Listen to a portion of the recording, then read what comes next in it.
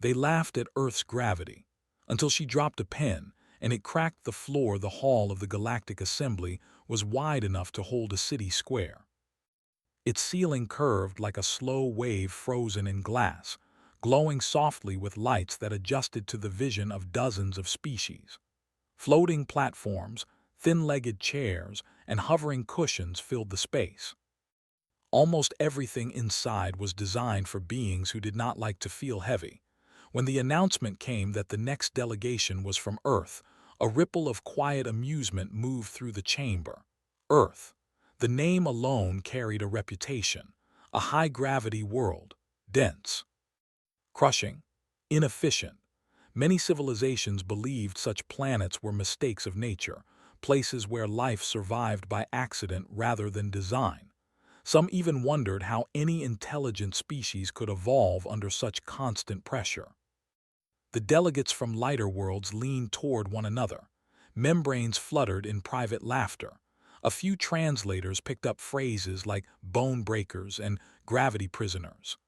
Only a handful of older species watched in silence. At the center of the hall, a single figure walked forward on solid legs. Dr. Mara Klein did not float. She did not glide. She walked. Each step landed with a soft, controlled sound on the reinforced floor of the assembly chamber. To Mara, the floor felt strange. Too smooth. Too forgiving. It barely pushed back against her weight. If she closed her eyes, she could almost imagine she was standing on the deck of a ship with artificial gravity set too low. She stopped at the designated platform and stood straight, hands relaxed at her sides. Mara was not large by human standards. She was average height, lean, with dark hair pulled back neatly. She wore a simple uniform without armor or support systems. No exoskeleton, no gravity harness, no medical aids. Sensors across the chamber focused on her instantly. "Human delegate," a voice said, layered with mechanical translation. "Please confirm your species designation and field of expertise." "My name is Dr. Mara Klein," she said calmly. "Species, human. Homeworld, Earth. Field, planetary physics and gravitational adaptation." A pause followed. Several delegates adjusted their posture as if preparing for entertainment. "You may proceed," the voice said. "We understand you requested time to address concerns regarding Earth's classification." "Yes," Mara replied. "I believe the current classification is inaccurate." A soft clicking sound spread through the chamber. Some species expressed amusement by tapping limbs or vibrating air sacs. Earth was currently listed as a hazardous anomaly world, unsuitable for most life and of little strategic value. "Inaccurate in what way?" the voice asked. Mara looked out over the assembly. Hundreds of eyes, lenses, and sensory nodes focused on her. She could feel their curiosity but also their judgment. To them, she was a curiosity herself, a creature evolved under pressure so strong it bordered on absurd. "Earth is not an anomaly," she said. "It is a forge." That earned a louder reaction. "A forge," one delegate repeated, its thin body swaying slightly in the low gravity. "Your planet's gravity is more than triple the galactic average for sentient life. Your atmospheric pressure is extreme. Your tectonic activity is violent. Your oceans would crush most of us." "Yes," Mara said simply, "and yet we live there." A few delegates laughed openly now. One of them spoke without waiting for formal recognition. "With respect, Doctor, your species survives because of technology. Without it, your own planet would destroy you." Mara did not argue right away. She had learned that rushing to defend humanity only made others listen less. Instead, she nodded. "Technology helps, but it did not build our bones. It did not shape our muscles. It did not teach our children how to stand, run, and carry weight before they could even understand what gravity was." She took a small breath. "Gravity did that." The hall quieted slightly. A senior counselor leaned forward. "Its species had evolved on a water world with gentle tides and almost no vertical structures. You claim gravity made you stronger, but strength is relative. What use is brute endurance in a galaxy that values efficiency? Mara smiled faintly. She had expected that question. Efficiency, she said, is learned differently depending on what tries to kill you first. That drew attention. She continued, keeping her voice even and clear. On Earth, gravity never stops. It does not negotiate. It does not forgive mistakes. From the moment we are born, it presses on us. If we are weak, we fall. If we are careless, we break. So we adapt. We grow denser bones. We develop balance. We learn caution and persistence. A few displays flickered as data streams appeared, projecting human skeletal density, muscle fiber composition, and cardiovascular resilience. Some delegates leaned closer now. Still, doubt remained. One human standing in a controlled chamber proves nothing, another voice said. Your species is known for dramatic storytelling. Mara let out a small breath through her nose. That's fair. She touched the small tablet at her wrist. That is why I requested a demonstration. The hall buzzed again. A demonstration, the counselor asked. Of what nature? Of gravity, Mara said. Yours, mine, and the difference between them. There was a pause as the request was processed. Explain, the voice said cautiously. This chamber, Mara said, gesturing lightly with one hand, is designed for an average gravitational tolerance well below Earth's natural pull. The materials are light, elegant, efficient. That is not a criticism. It is simply a design choice based on your needs. She lowered her hand. I ask that the chamber remain unmodified for my visit. No reinforcement, no hidden support fields. Several engineers exchanged signals. Some looked uncomfortable. That request was noted, the counselor said. It was deemed unnecessary. Mara nodded. I understand. She took a step back from the platform and stood on the open floor of the chamber. The gravity setting adjusted automatically, bringing the field closer to Earth normal. To the sensors, the change was obvious. To the observers, it was invisible. To Mara, it felt like coming home. She rolled her shoulders once, feeling her weight settle properly. A few gasps echoed as some delegates realized she was now standing under conditions that would injure or immobilize them. Are you in distress? A medical observer asked. No, Mara said. I'm comfortable. She reached into the pocket of her uniform and pulled out a simple object, a pen. It was unremarkable, metal body, standard mass. The kind of tool millions of humans carried every day without thinking. She held it up between her fingers. This, she said, is a writing instrument. Its mass is negligible by Earth standards. Some delegates looked confused. This is your demonstration, someone asked. Mara smiled again, this time with a hint of apology. I didn't plan for it to be, she said, but it will serve. She adjusted her grip slightly. The chamber was silent now. Even the mocking had faded, replaced by curiosity. Mara began to speak again, explaining human development, childhood under gravity, cities built upward against constant downward force. She gestured as she spoke, her hands moving naturally. Then, in a moment so ordinary it almost escaped notice, the pen slipped. It fell from her fingers. The pen hit the floor. The sound was sharp and final, echoing louder than it should have. For a heartbeat, nothing happened. Then the floor cracked. A thin line spread outward from the point of impact, branching like ice on glass. Sensors screamed warnings. Structural integrity alerts flashed across displays. The chamber shuddered, not violently, but enough to be felt. Gasps turned into stunned silence. Mara froze. Her eyes dropped to the floor. For a split second, she looked like someone who had just broken a glass in a friend's home. Oh, she said softly, I'm sorry. She bent down smoothly, knees and back moving in practiced harmony, and picked up the pen. The cracks did not spread further, but they remained, clear and undeniable. Engineers rushed forward, scanning the damage. Data streamed faster and faster. It wasn't force, one of them said in disbelief. The impact energy was minimal. Another finished the thought. The material failed under sustained weight stress. It was already near tolerance. Mara straightened and looked back at the assembly.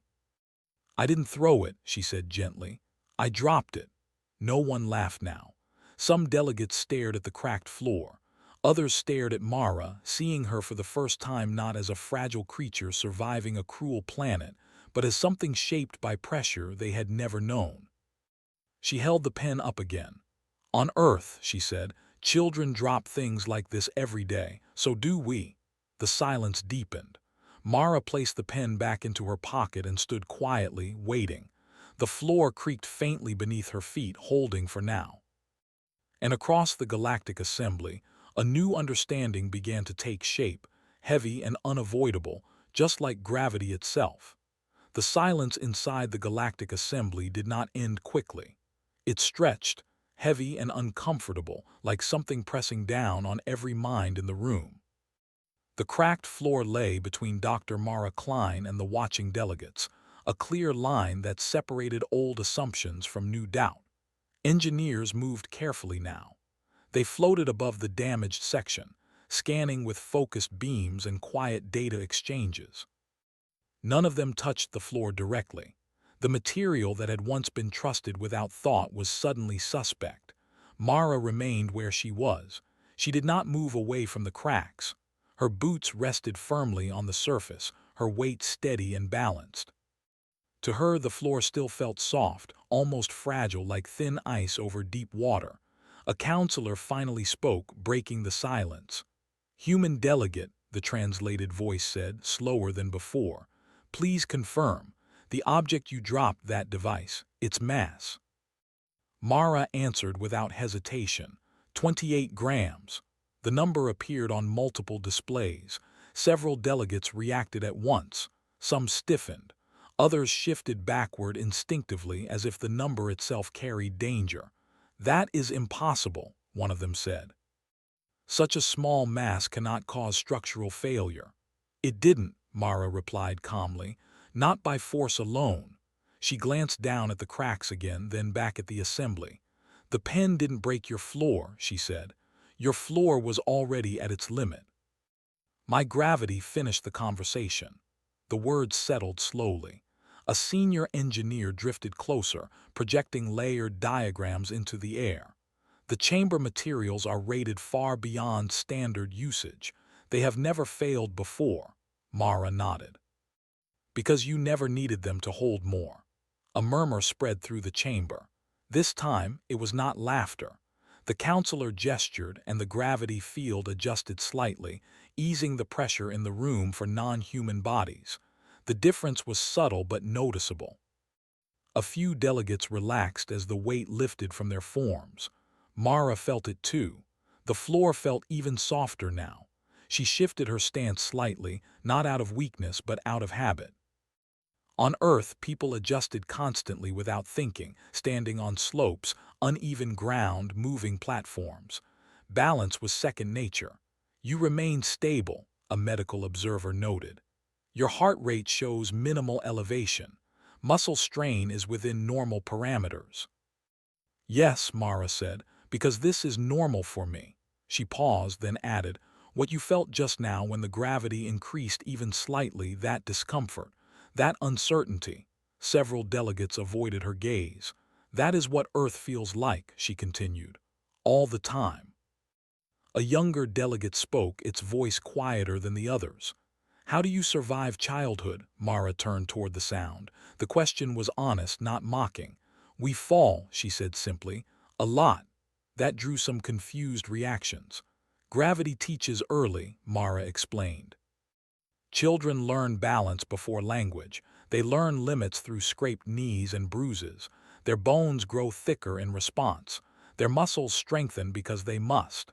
She looked around the chamber again. "You see cruelty," she said. "We see consistency." The counselor conferred briefly with others. Data streams flowed rapidly between them. "Your species has requested Earth's reclassification," the counselor said. "Based on what we have observed, further explanation is required." "Of course," Mara replied. She took a slow breath. This was the moment that mattered, not the crack in the floor, but what came after. Gravity is not just force, she said. It is environment. It shapes architecture, medicine, behavior, even psychology. She gestured lightly toward the ceiling. On worlds with low gravity, structures grow wide and delicate. You build outward. On Earth, we build upward, fighting collapse every step of the way. Our cities are exercises in constant resistance. Images appeared again, human skyscrapers, bridges, tunnels carved through mountains. These structures are not just feats of engineering, Mara said. They are habits. We plan for failure. We assume weight will win if we are careless. One of the engineers interrupted, unable to hide their curiosity. Your data shows high rates of physical injury in early development. Yes, Mara said, and high recovery rates. She let that settle. Gravity injures us, she said, but it also heals us stronger. Bones remodel. Muscles adapt. Even our minds change. We learn patience, endurance, how to keep moving when every step costs effort. A delegate with elongated limbs shifted uncomfortably. That sounds inefficient. Mara smiled gently. It is, she said, at first. She continued, but when humans leave Earth, that inefficiency becomes surplus. Extra strength, extra tolerance, extra margin for error. She did not need to say more. The implication was clear. Another alarm chimed softly. The engineers had completed a deeper scan. The chamber will require reinforcement, one of them announced. Not to human military standards, but significantly beyond current norms. The counselor absorbed this information in silence. Mara glanced down again, then did something that made several delegates tense. She took a step. The floor creaked, but it held. She took another step, slow and deliberate, walking along the edge of the cracked section. To her, it felt like walking across a thin bridge. To the observers, it looked like courage or madness. Please remain stationary, a safety officer said quickly. Mara stopped and looked up. I'm sorry, she said. Habit. She returned to her original position, hands relaxed at her sides. No further demonstrations are required, the counselor said firmly. Mara inclined her head in acknowledgement. The session paused briefly while emergency protocols stabilized the chamber. Temporary support fields activated beneath the floor, invisible but powerful. Only then did several delegates move again, relieved to feel safety return. Mara felt the change immediately. The floor felt firmer now, more honest. She exhaled slowly. During the pause, she watched the assembly watch her. She saw fear, curiosity, and something new, respect mixed with uncertainty. When the session resumed, the counselor addressed her again. Human delegate, the voice said, your demonstration has challenged several assumptions. However, some among us argue that your species' adaptations make you unsuitable for cooperative environments. Mara raised an eyebrow slightly. In what way? You require stronger structures, higher energy costs. Your presence increases risk. Mara nodded. That is true. The admission surprised them. But consider the alternative, she said. Humans go where conditions are harsh, where gravity is high, where environments break weaker designs. We settle those worlds not because we enjoy suffering, but because we know how to work under pressure. She leaned forward slightly, meeting the gaze of the counselor. When something breaks, she said, we don't panic, we adjust. The chamber remained quiet. A delegate from a frontier species spoke up. Your people colonize death worlds. Mara smiled faintly. We call them challenging. Some delegates reacted with disbelief, others with awe. Earth trained us, Mara continued. Not intentionally, not kindly, but thoroughly. She paused, then added softly, gravity never stops pushing. Neither do we.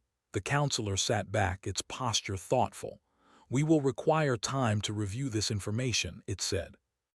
Earth's status will remain under consideration. Mara nodded. That is all I ask. As the session drew to a close, engineers began placing visible markers around the damaged floor. The crack remained, sealed but not erased. A reminder. Mara gathered her tablet and adjusted her uniform. She felt the faint ache in her legs that came from standing still too long, a familiar feeling, a comfortable one. As she prepared to leave the chamber, one of the younger delegates approached, keeping a respectful distance. "Doctor Klein," it said hesitantly, "may I ask one question?" "Of course," Mara replied. "If your world is so heavy," it asked, "why did your species ever look up? Why leave it at all?" Mara considered the question. "Because gravity teaches you limits," she said. "And humans have always been curious about what lies beyond them." She turned toward the exit. Behind her, the reinforced floor hummed softly, bearing weight it had never been asked to carry before. And across the galactic assembly, the idea settled in slowly, uncomfortably but firmly. Earth was not weak. Earth was training. After the session ended, the galactic assembly did not return to normal. The crack in the floor had been sealed, but it could not be unseen. Every delegate who floated, stood, or rested above that chamber now knew the truth hiding beneath their carefully designed worlds. Dr. Mara Klein was escorted to a guest corridor built for mixed-species visitors. The gravity there was adjustable, shifting gently as different beings passed through. For most, it was comfortable. For Mara, it was light enough that her steps felt longer than they should be. She did not complain. She never did. Inside her assigned quarters, Mara finally sat down. The chair adjusted automatically, widening and softening to support her weight. Even then, it felt wrong, too soft, too forgiving. She closed her eyes for a moment. Earth chairs were harder, earth floors pushed back.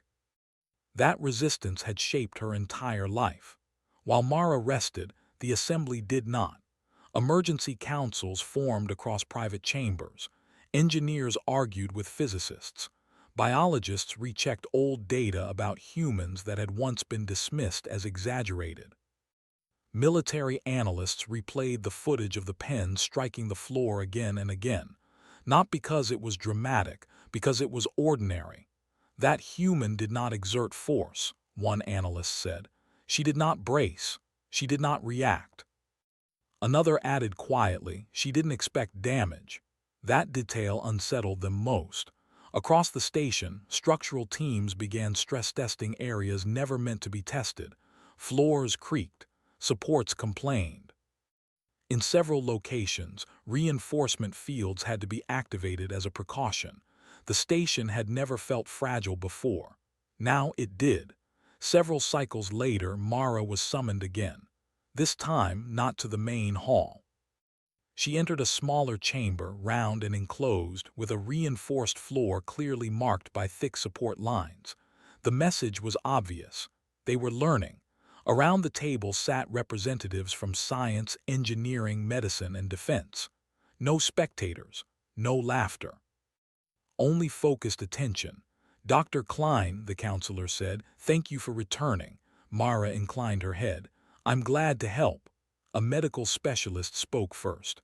"Your physiology reports show remarkable tolerance to sustained stress, not short bursts but constant load." "Yes," Mara replied. "Gravity does not come in bursts." "How does this affect your psychology?" the specialist asked. "Your species displays high rates of persistence under adverse conditions." Mara thought for a moment. She chose her words carefully.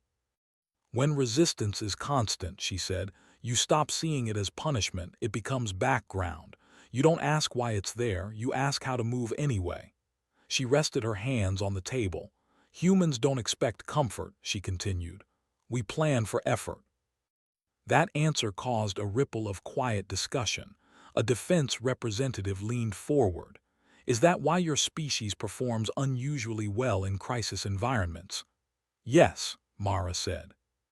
"When systems fail, when structures collapse, when gravity shifts unexpectedly, we've trained for that since childhood." The representative paused. "Trained without knowing it," Mara nodded. "Exactly." The counselor raised a limb. "Some among us are concerned. If humans are shaped by such extreme conditions, does that make them dangerous?" The question was direct, honest. Mara did not take offense. "It makes us predictable," she said. "We assume things will go wrong, so we prepare." She leaned slightly forward. Danger comes from panic, she added. Gravity teaches you calm. The room fell quiet again. At the far side of the chamber, a junior engineer hesitated, then spoke. We attempted to simulate Earth gravity in a controlled test environment. And? Mara asked. The engineer hesitated. The test subjects could not function. Even with support systems, their motor control failed. Mara nodded. That's expected. Expected? The engineer echoed. Yes, Mara said, because Earth gravity isn't just about weight, it's about time. Adaptation happens over generations. She looked around the table.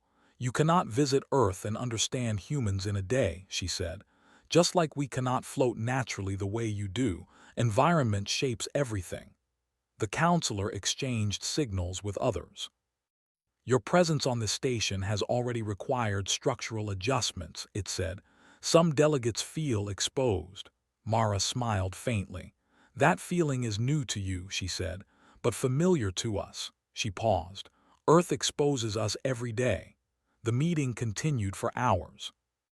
Questions came faster now, about human colonies, about training methods, about how humans moved so easily on high-gravity worlds others avoided. Mara answered patiently. She explained human sports, where people deliberately lifted heavy objects or ran long distances for no survival reason at all. She described construction workers carrying loads that would cripple other species, farmers working against both gravity and weather, children climbing simply because they could. This seems unnecessary, one delegate said. Mara smiled. So does floating, she replied gently. That earned a quiet sound that might have been laughter or respect. When the meeting finally ended, Mara left the chamber feeling the familiar pull in her legs. Standing, sitting, explaining, it all added up. She welcomed the fatigue. Outside the chamber, the younger delegate from before waited again. Dr. Klein, it said, they are afraid of you. Mara stopped and turned. They're afraid of what they don't understand, she said. The delegate hesitated. Are humans afraid of gravity? Mara thought of her childhood, of scraped hands, of long climbs, of falling and getting back up. Yes, she said honestly, at first. The delegate tilted its head. And then we stopped fearing it, Mara said. We respect it. Across the station, word spread quickly. Other species began requesting limited human consultations. Engineers asked for advice on reinforcement. Medics asked about bone density treatments. Explorers asked why humans volunteered for missions with higher casualty predictions. One answer repeated again and again. Because we can handle it. Not because humans were fearless, because they were practiced. That cycle, a minor emergency occurred on the station. A support ring experienced unexpected stress during a cargo shift. Gravity fluctuated sharply for several seconds. Alarms sounded. Delegates panicked. Some lost control and collided with walls or support frames. Mara felt the change immediately. Her knees bent slightly. Her stance widened. She grabbed a nearby rail and steadied herself without thinking. When the fluctuation ended, she was still standing. Around her, several beings were not. Medical teams rushed in. No serious harm was done, but the moment left a mark. Security footage later showed something that would be replayed many times. In the middle of chaos, the human remained calm. She had not shouted, had not frozen, had not panicked. She had adjusted. That footage spread faster than the pen incident. The next day, the counselor called another session. This time, the tone had changed completely. Dr. Mara Klein, the voice said, the assembly has reached a preliminary conclusion. Mara stood, feeling the now familiar reinforced floor beneath her feet. Earth will no longer be classified as a hazardous anomaly world, the counselor continued. It will be reevaluated as a high adaptation origin world. Mara allowed herself a small smile. This reclassification carries responsibility, the counselor added. Your species will be asked to assist in infrastructure design, exploration training, and emergency response. Mara nodded. We will help, The counselor paused. One final question, it said. Why share this knowledge now? Mara looked at the assembly. Because gravity taught us something, she said. Strength isn't loud, it's built quietly over time. She placed a hand over the floor. You didn't need to break, she said. You just needed to feel the weight. As the session ended, the assembly hall felt different, heavier, stronger, and somewhere deep within the station, systems adjusted not just to human gravity, but to human presence. Earth had not come to boast. Earth had come to remind the galaxy what pressure could create.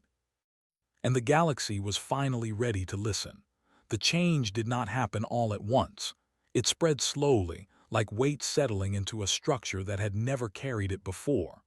After Earth's reclassification, the Galactic Assembly Station became quieter, but also busier. Reinforcement drones moved through corridors day and night. Floors were thickened. Supports were doubled. Gravity stabilizers were recalibrated with wider safety margins. All of it was done because of one simple truth. A human was walking among them. Doctor. Mara Klein noticed the changes immediately. She could feel the difference beneath her feet. The floor no longer hummed softly in protest. It pushed back more honestly now. Still not earth-strong, but closer. She approved. Requests began arriving at her terminal faster than she could answer them. Engineers wanted consultations. Medics wanted studies. Exploration councils wanted humans assigned to missions previously labeled unsustainable. Mara read every request carefully. She accepted some. She declined others. Humans were capable, but they were not tools. One morning cycle, she stood inside a newly reinforced training chamber. It was larger than the earlier rooms, built specifically to test multi-species tolerance under variable gravity. Observation windows lined the walls. Dozens of delegates watched from behind reinforced barriers. Inside the chamber stood several volunteers from different species, and one human. Mara stood at the control panel, not inside the test zone. She had insisted on that. This is not a performance, she said to the observers. It's an experiment. The gravity increased slowly. At first, all participants managed well. Then the strain began to show. Limbs shook. Balance failed. Breathing patterns changed. The human volunteer adjusted their stance without instruction. Knees bent. Spine aligned. Breathing deepened. Minutes passed. One by one, the non-human participants reached their limits. Support fields activated, gently lifting them out of danger. Medics moved in quickly. The human remained. When the test ended, the gravity returned to normal. The chamber was silent. A delegate spoke softly from behind the glass. They didn't struggle, Mara nodded. Because this isn't struggle for us, she said. It's baseline. That word stayed with them. Baseline, across the station, conversations changed. Humans were no longer described as fragile survivors of a harsh world. They were discussed as products of it, forged. Some delegates felt unease. Others felt admiration. A few felt fear. Fear was expected. During a private council meeting, concerns were raised openly. If humans are so adaptable, one representative asked, what stops them from dominating shared environments? Mara answered before the counselor could. Gravity, she said. The room turned toward her. Gravity keeps us humble, she continued. It reminds us every day that strength has limits, that carelessness costs. Humans who forget that don't last long. She paused. We don't dominate pressure, she said. We coexist with it. That answer was recorded. As days passed, more human specialists arrived. Engineers, medics, rescue pilots, not soldiers. The assembly noticed that too. Humans did not posture, they worked. One rescue exercise changed everything. A simulated station failure was initiated in a controlled sector. Gravity spiked unexpectedly. Structural stress alarms screamed. Evacuation signals blared. Non-human response teams moved fast but cautiously. Protocols were followed perfectly. Then a support beam failed sooner than predicted. Chaos rippled outward. Humans moved before orders came. They braced collapsing sections with their bodies long enough for drones to deploy. They carried injured beings without hesitation, muscles straining but holding. They navigated tilted corridors as if they were walking hills. Mara watched from the control room, hands clenched, heart steady. Every movement was efficient. No panic, no wasted motion. When the exercise ended, silence filled the chamber again. The simulation had been designed to overwhelm. It hadn't. A counselor turned slowly toward Mara. "This was not part of your original request," it said. "No," Mara replied, "but it was inevitable." Word spread beyond the station. Frontier councils requested human advisors. Trade routes through high-gravity regions were reopened. Worlds once marked as uninhabitable were reconsidered. Earth's value rose quietly, not through threats, through reliability. One evening cycle, Mara stood alone in the main hall. The floor beneath her feet was new now, layered and reinforced. It could hold far more than it once could. She walked across it slowly, feeling each step. She thought of Earth, of rain pressing down, of mountains that never moved, of oceans that crushed without mercy, of cities that stood anyway. The younger delegate approached again, more confident now. "Dr. Klein," it said, "your species is changing the assembly." Mara smiled slightly. "We didn't mean to." The delegate hesitated. "Then why stay?" Mara looked out across the hall. "Because leaving weight behind doesn't mean you stop carrying it," she said. "We bring Earth with us." The delegate considered that. "Is that not a burden?" it asked. Mara shook her head. "It's training." That cycle, the council finalized a major decision. Earth was designated a forge world, not as a warning, as a resource. The term spread quickly. Forge world, a place where pressure shaped possibility. Humans were officially invited to design emergency standards for multi-species stations. Their safety margins became the new baseline. Some complained. Then fewer accidents happened. Silence followed. Mara received one final request from the council. They wanted her to address the full assembly again, not to demonstrate, to explain. She stood once more at the center of the hall. This time the gravity was slightly higher than before. Not Earth normal, but closer. No one laughed. Mara spoke simply. "Earth didn't make us special," she said. "It made us ready." She looked around at the gathered species. "You don't need to become like us," she continued. "You just need to understand what pressure can teach." She paused. "Weight reveals what systems are honest," she said, "and which ones are pretending." When she finished, there was no applause. There was something better. Understanding. As the assembly adjourned, Mara felt the floor beneath her hold firm, steady, strong. For the first time since she arrived, it felt like the galaxy was learning how to stand. And humanity, shaped by a planet that never let go, was no longer an outsider. It was an example. The station felt different on the final cycle of Dr. Mara Klein's stay. It was not just the reinforced floors or the steadier gravity fields. It was the way beings moved now. Steps were more careful. Designs were more thoughtful. Nothing was assumed to be light anymore. Mara noticed it as she walked the main corridor one last time. The floor beneath her boots was firm, layered with support she could feel clearly. It reminded her of Earth sidewalks after long years of repair, strong not because they were beautiful, but because they were honest. She carried no luggage. Humans traveled light when they could. Across the station, final preparations were underway for the assembly's closing session. This one would not be technical. It would not involve demonstrations or data. It was ceremonial but not empty. The galaxy had learned something, and learning carried weight. When Mara entered the hall, every delegate was already present. The chamber had been rebuilt again, this time using standards inspired by human engineering. The ceiling was higher. The supports were thicker. The floor no longer hid its strength behind elegance. Gravity rested slightly heavier than before, not enough to harm, enough to feel. Mara walked to the center and stopped.